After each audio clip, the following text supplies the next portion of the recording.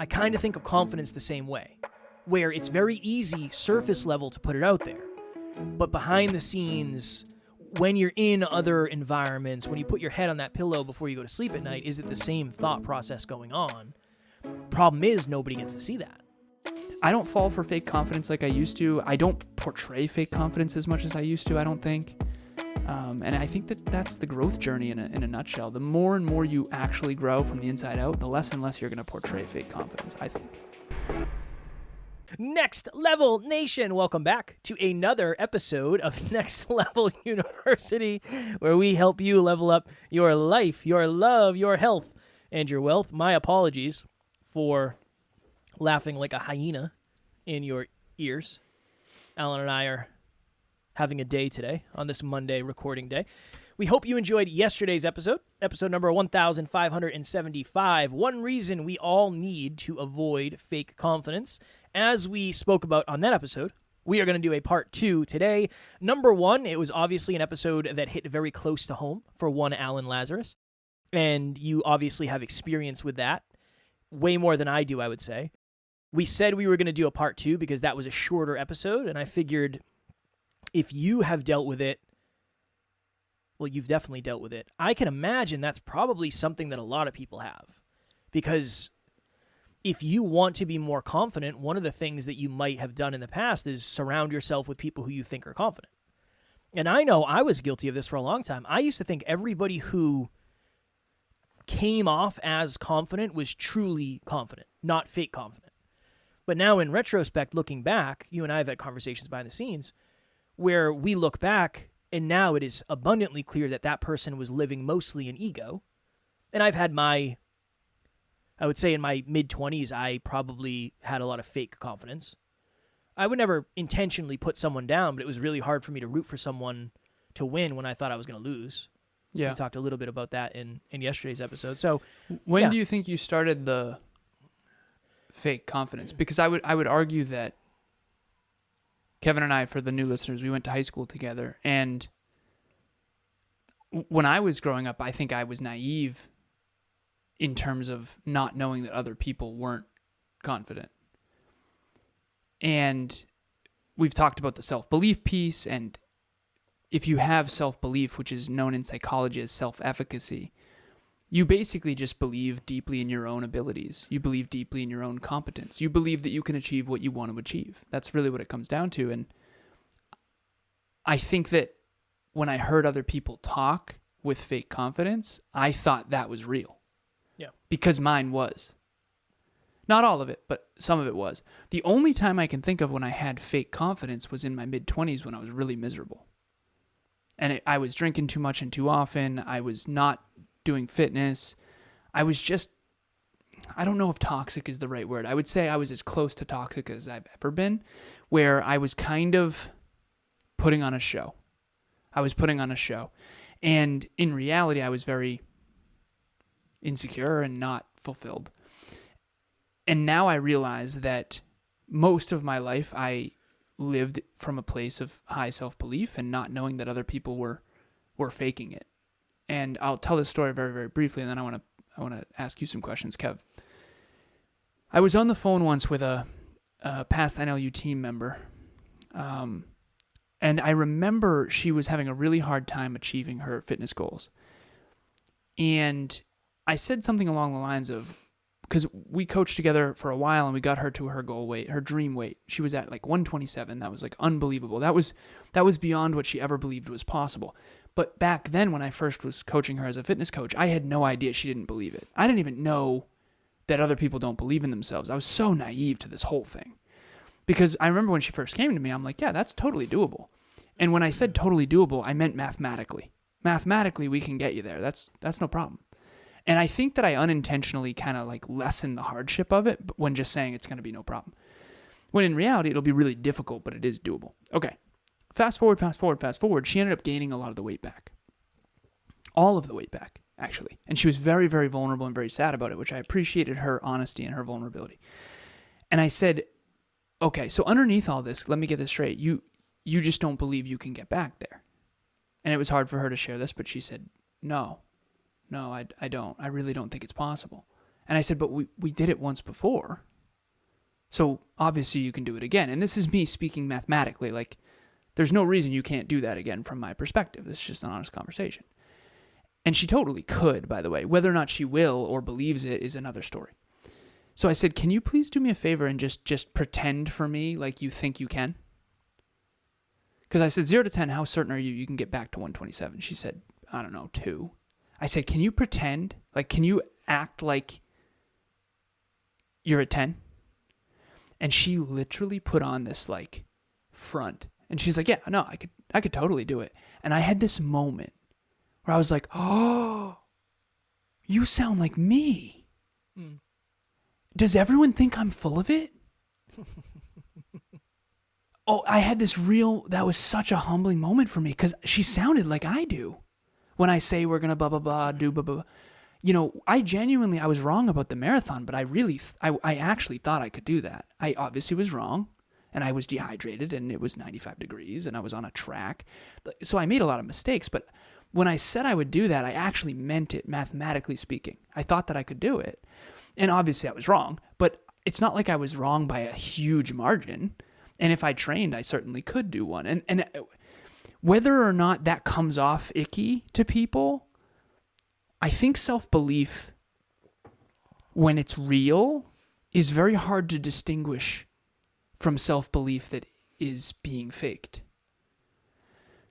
And that fake confidence thing, I would say it's almost always fake from a statistical understanding. Now that I'm 35 years old and I've coached so many people, seeing the contrast between behind the scenes and what people post on social media is nothing short of absolutely drastic.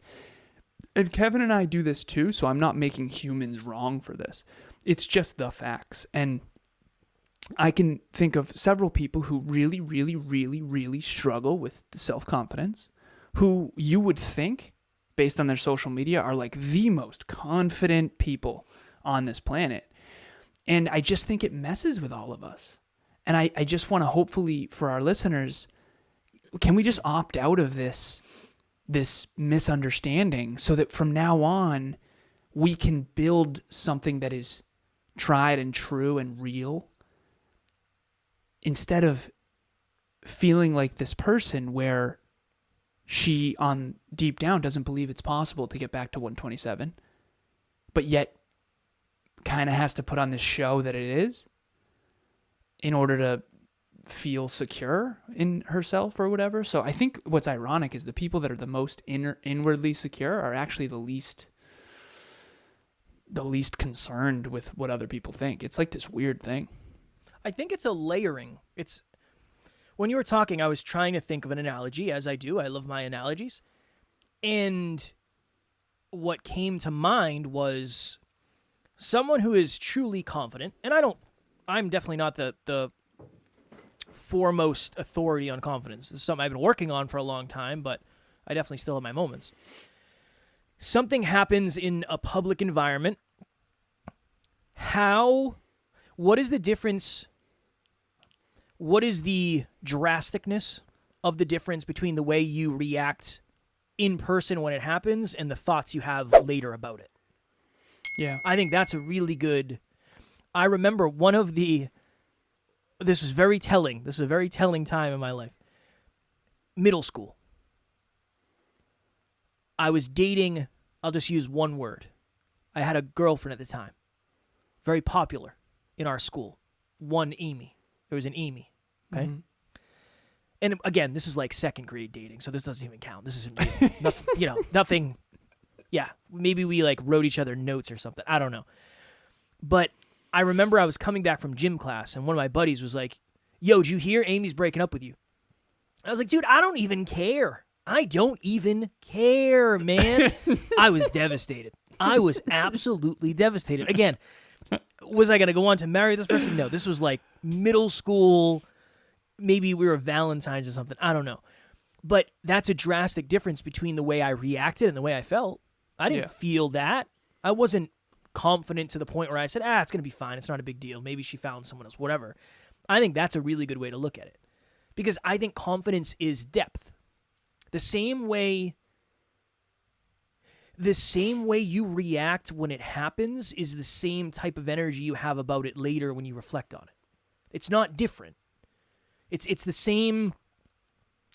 It's like it's the internet thing of somebody will reach out and say something mean to you, but then when you see them in person, it's different. It's not the same. It's not that you're not the same. Where there are some people who will tell you something online, and when you see them in person, they will tell you something to your face. That's different. I kind of think of confidence the same way, where it's very easy, surface level, to put it out there.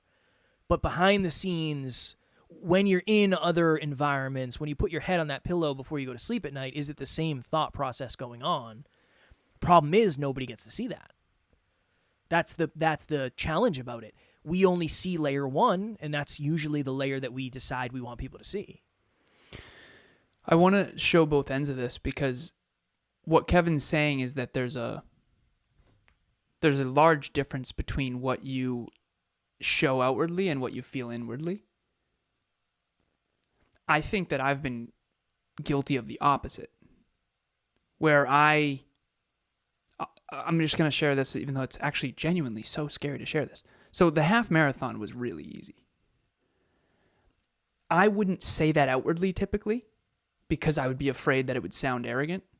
So like, I didn't train, I just showed up and I did a half marathon, and it was pretty easy. Like, more easy than I thought. The full marathon was alarmingly difficult. And it was high noon and 95 degrees, and I was dehydrated as hell. So it was also unintelligent. But the half marathon was easy. And inwardly, I would say that. That's my truth. Inwardly, my truth is the half marathon was easy and the full marathon was way harder than I thought. That's my inward truth. But outwardly, I normally wouldn't say that.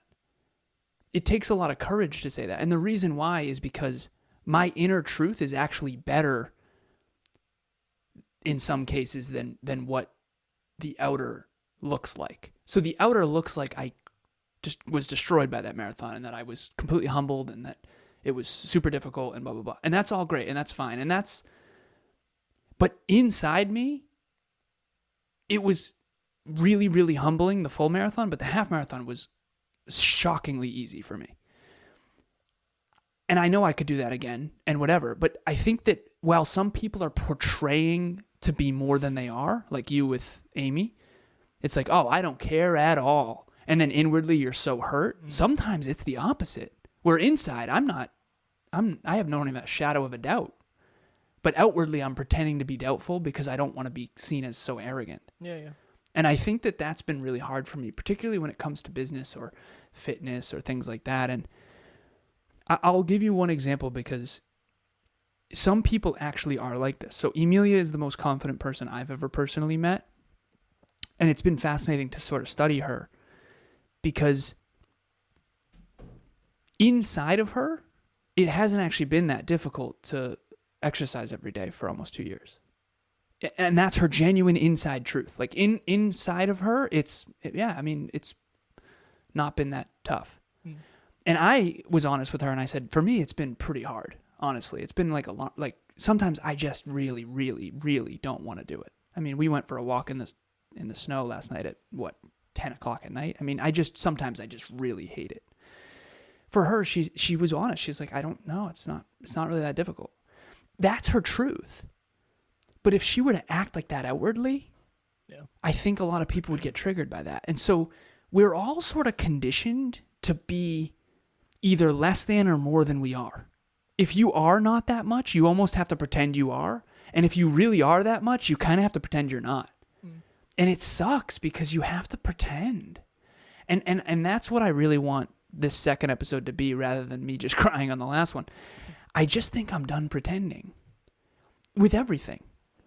Like, I'm not great at XYZ, but I actually am like really good at YWX or whatever. I want to just be in the truth. I don't want to inflate or deflate. That's what it comes down to. I just want to be honest. The half marathon was easy. That's my truth. The full marathon was brutal. That's it. I just want to live in the truth. And I think that that's where fulfillment lives personally. Don't pretend you're better than you are. It doesn't help. And don't pretend you're worse than you are, because that also does not help. It's kind of like this weird, let's distort the reality of what is. And we're either pretending to be modest when we're not, or we're pretending to be better than we are when we're not. And I think just owning who you are is what true humility and courage and vulnerability is. Because it is vulnerable to share that a half marathon on a whim was easy. That is like super scary because like, what a dick, right? I just don't care anymore. And I don't say that like I don't care, because I do. I do care what our listeners think. But I've decided in advance to be okay with it. I have decided in advance that it's not worth it to try to pretend that it was harder than it was, or to pretend that, the only reason the marathon was hard was because of the sun. Like, I just am done pretending, and that's hopefully useful for everybody. Well, I think it connects the point that we really wanted to make. I think that's beautiful, and I think that's wonderful, and I think you'll grow from that as long as you're willing to face whatever mirrors come with it. And that's the whole point of these 2 episodes. If you're surrounded by people who have fake confidence, you're going to get villainized, and it's going to be worse. Unfortunately. That's just that I really want that point to land. That would be my next level nugget, the through line for my next level nugget for the 2 episodes. Sometimes the hardest part about being ourselves is only hard because of the people around us. And it's not always. I'm not going to say it's their fault. I'm not saying that. But you and I can talk about, you and I have, this will be behind the scenes. When we log on to meetings, one of us is flexing at the other one almost every time. And it's a running joke for us at this point. But I don't think you're arrogant for that. Well, it's because we're playful. Yeah, but some people, I'm telling you, not everybody. Yeah. I have times where I'll do that on the team calls, and it's like, I hope nobody thinks I'm an idiot. Yeah, they know you're they know you're being playful. Everybody too. knows I'm my own version. Here's the funny thing, and I want to share this with our listeners. So, Kev, that's a you thing, and I've adopted it, and I think it's hilarious. Next Level University and Kevin is exactly where you need to be if you're a podcaster. When I first started out just a few months ago, I had no clue on the direction I was going. I was getting hustled by another company that was giving me not even close to the value that Kevin and Next Level U was giving me. They literally changed the trajectory of my podcast, have helped me out tremendously. They understand the clients. I promise you, you will not go wrong with dealing with Kevin and Next Level U. I'll see you there. Someone who's insecure about their fitness would probably think that that's arrogant. One time I did that with a friend of mine who is really out of shape, and he was very, very upset about it. He thought I was wicked arrogant. Yeah, but I was like, oh, that's right. You're not a bodybuilder. Me and my bodybuilder friends do that all the time as a playful thing. And then there's one more layer to this, Kev. Some people do that and they actually mean it. You're being playful. I'm trying. I have one old friend of mine who, when he did it, he actually was being ego. See, there's a difference between playing with your ego and then your ego actually running you. Mm. And I think that when we're flexing, we're being playful with our ego versus actually it really driving. And I think that you and I have had trouble in the past with certain people in our life when we would be playful with our egos and they would actually match it with real ego. Yeah. And I'm just starting to understand that layer, recently, and as I've been reflecting on the past. I mean, I looked at a lot of old photos. I think people actually thought we were being serious. I wonder. I know when we went to the Brendan Burchard events, like a lot of times you and I would be flexing in our pictures. Yeah. But not, again, that's just because that's kind of who I was. I was a bodybuilder. So I'm not expecting people to look at me. That's not why I'm doing it. I know, but other people definitely thought that was arrogant. Yeah. But that's exactly what the whole point of this is you are looking, okay, if you're not insecure at all about your physique and you see someone flexing, you're going to think it's fun and playful and hilarious. But if you're deeply insecure about your body, like a lot of men are, and a lot of women, a lot of people are insecure about their body. That might be seen as like a really negative thing. Mm. Yeah. But Tara and I went to Dueling Pianos this weekend for a date night. And I had a moment. And this is a good character study. We got tickets late, so we were like way back, like second to last row. And there was a bunch of people who were running up and like dancing near the stage. And I had this moment where I was like, I wasn't looking down on them, but I was definitely trying to understand them.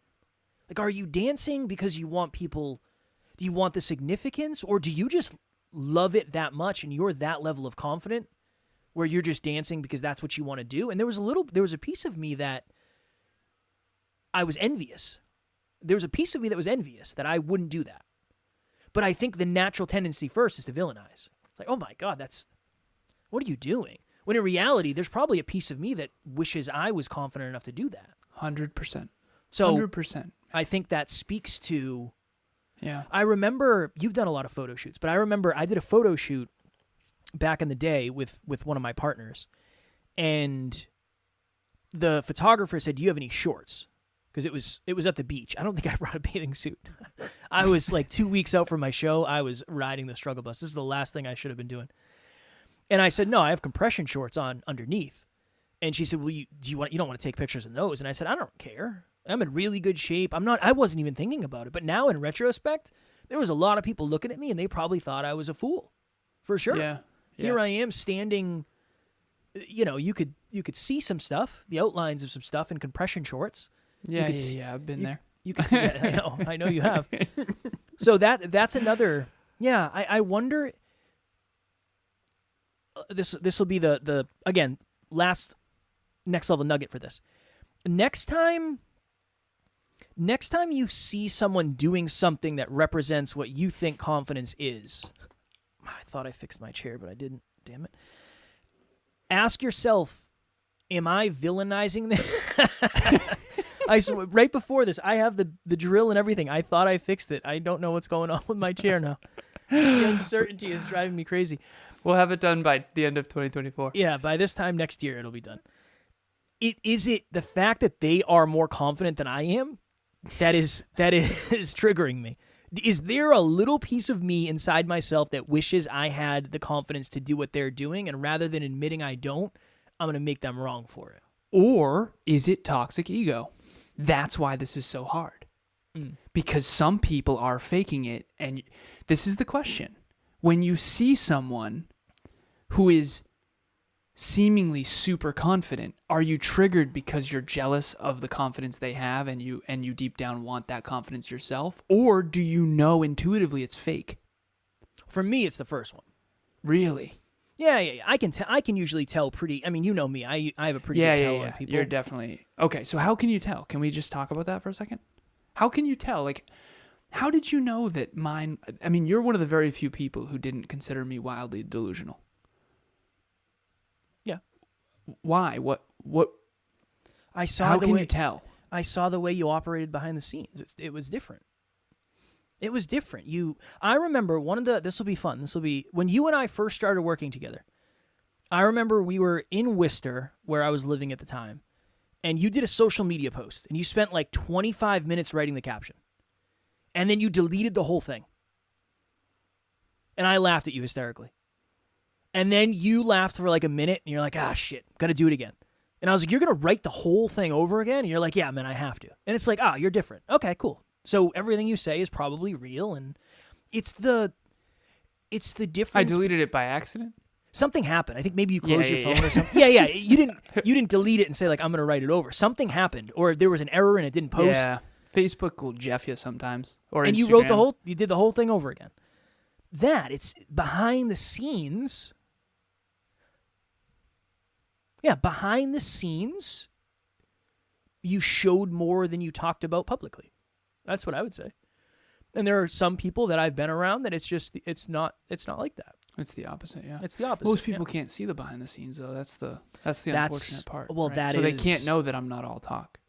Which is whatever. And again, it's not about me. I mean this concept. Yeah. Are you walking more than you're talking? Here's the problem. Most people will never see the walking. If you do it long enough, I think they will. Yeah, that's fair. Then the results will catch up and it becomes a whole thing. But if you do it long enough, I think they will. I was listening to something that made me think of that. I don't remember what it was. The older and more mature I get, the less. I mean, I talk for a living, so everyone please keep that in mind. But like, I think I care more about walking more and more every day, almost to a detriment. like, I don't like marketing that much. I don't like social media that much. It's nothing against it. I would rather just do real work. Yeah. You know, I think that as you get older, I care much more deeply about the work. So I have a blog 14. I worked so hard on that. I mean, seriously, I 20 minutes a day, every day I haven't missed in 2014. It's only been 8 days. But what is that? 8 times 20? How many hours for a blog? 3, almost 3. Yeah. I worked really hard. And again, I started a long time ago. So I only probably a third of it. So 8 times 20 times 3 is how many minutes I spent on that. And that's alone in a dark room. And it's brutal too. It's not easy. So at the end of the day, I hope that our listeners know that too. The walk matters more than the talk. I think that the talk matters too. Marketing matters too. Social media matters too. You got to connect with people. But I know some people who spend their whole day just with sort of being on and shifting social media, and then they inherently kind of have to talk more than walk because that's what everything's built on. It's like a foundation, you know. I like the pyramid analogy because there have been times in my life where the foundation was so bad and I was up near the top and pretending to be, you know, something that I wasn't, and that whole pyramid will topple if you let the bottom erode. If you let your health erode, if you let your relationship erode, you know, if you let the fundamentals of expenses like tracking and making sure you're dialed in, that stuff is what will always matter. The fundamentals. And yeah, you can totally do fitness shows, and that's awesome too, and post the photos, that's great. But if you forget about working out, if you forget about your supplements, if you forget about mobility, you're going to get injured. It will all topple. And I think that the walk needs to be first, and then the talk needs to be second. And I now realize later in life that most people will never see the walk. They'll just see the talk and the results, which is making me actually want to talk less, to be honest. It's kind of this weird thing. I talk more than I ever have because I'm on so many podcasts and stuff, but I'm not as interested in it. It's almost like a waste. It feels a little, not a waste of my time. Helping people is everything, but it doesn't feel like the best use of my time anymore. Whereas in the past, I think I was always trying to give everyone confidence. I feel like I used to be like a dealer of confidence. I don't fall for fake confidence like I used to. I don't portray fake confidence as much as I used to, I don't think. And I think that that's the growth journey in a nutshell. The more and more you actually grow from the inside out, the less and less you're going to portray fake confidence, I think. And just another reason to try not to be around it is because you don't get to have conversations like this. Really, you're not going to be around people who are going to give you the ups you deserve when you do something really well, the credit you deserve when you do something really well. That's the best part of this. All this whole episode, this whole sequel of episodes, I suppose, or duo of episodes, came from the understanding that on the NLU team, it's really cool for you to track your habits, and congrats to you for doing exercise every day for a year or 2 years, or running a mile every day for over a year. That's awesome. Specifically on the team, but in the community, you'll never be villainized for that because that's amazing. Yeah. And if I had fake confidence, which again, I'll just tell you when I'm insecure, I try to do my best of that. But if I had fake confidence, I might villainize someone for that. And there's a lot of communities that do that. And again, to Alan's point, it's part of the growth journey, and it is challenging and it is brutal. And the reason you think they would villainize is why? Because doesn't it take confidence to actually not villainize in a way? Well, I think it's very hard to be happy for someone. It's very hard to be happy for someone's success when you're not happy for your own, or you can't take responsibility for your lack of your own success, or whatever it may be. But there's a lot of people that when you talk about your relationship with Emilia, most likely will get triggered. One of two things will happen. They'll say, wow, I really hope eventually I can get to the place where I have my own unique version of that. Or will this guy just shut up, stop talking about his relationship every episode? There's a couple different versions of that. I mean, we've gotten reviews before from people saying, remember somebody said that one time, like, oh, they only talk about their partners. It's like, yeah, it's my wife. So I'm going to spend the rest of my life with this person. Yeah. God forbid I talk about her. Yeah. Also, It's our show. Like, what am I? Who am I supposed to talk about? I don't have any. I talked to like 5 people, But now more than ever, I know we laugh about it. I understand. Like, there is a piece of me. I am not at the place where I am so balanced that I just go there first and say, you know what? I empathize with you because maybe you're struggling. Maybe you just got out of a relationship.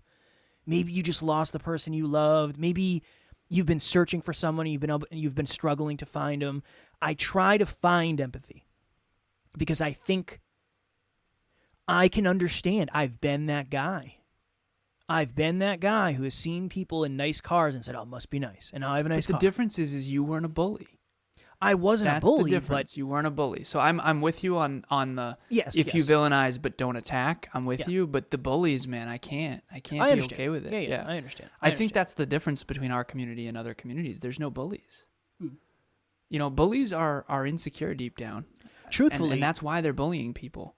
If there are bullies, they're going to bully us more than anybody else. Yeah, they're going to start with us. That's the sad truth. Well, luckily you're training. For those that's why listening, we flex so often. I just flexed. Yeah, it's my response. It's a good one. I'm glad we did these. These are.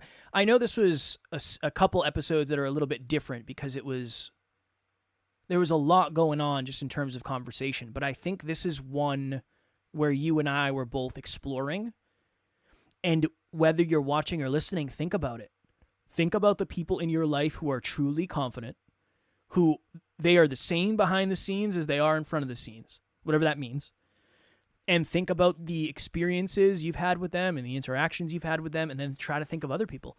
I'm not trying to make anybody right or wrong, but just for the experience and for the understanding and for the self-awareness, I think it would be a very, very valuable thing to do. We are surrounded by people. We have coworkers we don't necessarily get to choose. We have family we don't necessarily get to choose.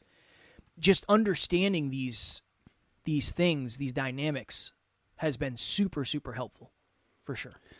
My next level nugget is true humility, I think, is never overly inflating your own importance. And I think it's seeing yourself accurately. And I think true confidence is not contorting yourself for approval. I think that's what it is. And so it's one of the most challenging things in the world because when you're in a room of people that are insecure, it's easy to shrink. And when you're in a room of people that are amazing, it's easy to villainize. And I think that true confidence and true humility is where you're centered, and that's the Drive to 5. And if anyone wants the asset for the Drive to 5, by the way, you can email me, alan@nextleveluniverse.com. My executive admin, Jerry Ann, just recreated it in a new, better way for a course that's going to be launching soon. And so alan@nextleveluniverse.com, if you hear us talking about the Drive to 5 all the time and you want to understand where you're at in it, I can send you the PDF or the PNG via email. What does that stand for? PNG? I genuinely don't know. Picture something. Say portable network design is what I'm going with. I think it starts with portable. I would say the G is probably graphic. Portable. Non-graphic. Next level graphic. At some point, we should probably at some point, we can talk about this off air, but have just a folder of resources of all the stuff we talk about. We say a lot of stuff. We're on it. I like the emailing me because I get to connect with listeners. I know. So you're out here jeffing me? I know. I knew I was jeffing you. Oh. So I said we'll talk about it offline, but then you aired it out in front of everybody. Well, it's all good, man. If you have not yet want to joined, email me. If this episode resonated with you because of the community aspect, trying to find an aligned community where you can be yourself, where you can be celebrated for your wins, and you have the support you need to look at the potential losses or mistakes you're making, join Next Level Nation. It is a group of those people, positive people who are growing and evolving and trying to get rid of the negative ego and increase self-awareness. It's awesome. It's awesome. I had a moment where we were doing that episode where it was like, I can't believe this is my job. This is wild to me. That it's Monday at 4 o'clock in the afternoon, 3:30, whatever time it is, and this is what I get to do. Just super, super, super grateful for that. Tomorrow, for episode number 1577. Is that accurate? It is. 6 questions that will help you understand yourself so much better. This is actually something that I taught Alan. So make sure you tune in for that. Super tomorrow. overwhelming title. 6 questions? Holy crap, you know? If it was up to me, it would be 3 questions, but it's not up to me. Somebody else made it. So I have to go with all the questions. It was As not always, me who made it, by the way. No, it was not Alan who made it. And you'll hear about that a little bit more tomorrow. I taught Alan it, so he'll be able to bring a unique perspective. As always, we love you. We appreciate you. Grateful for each and every one of you. And NLU, we don't have fans. We have family. We will talk to you all tomorrow. Stay humble and confident. Next Level Nation.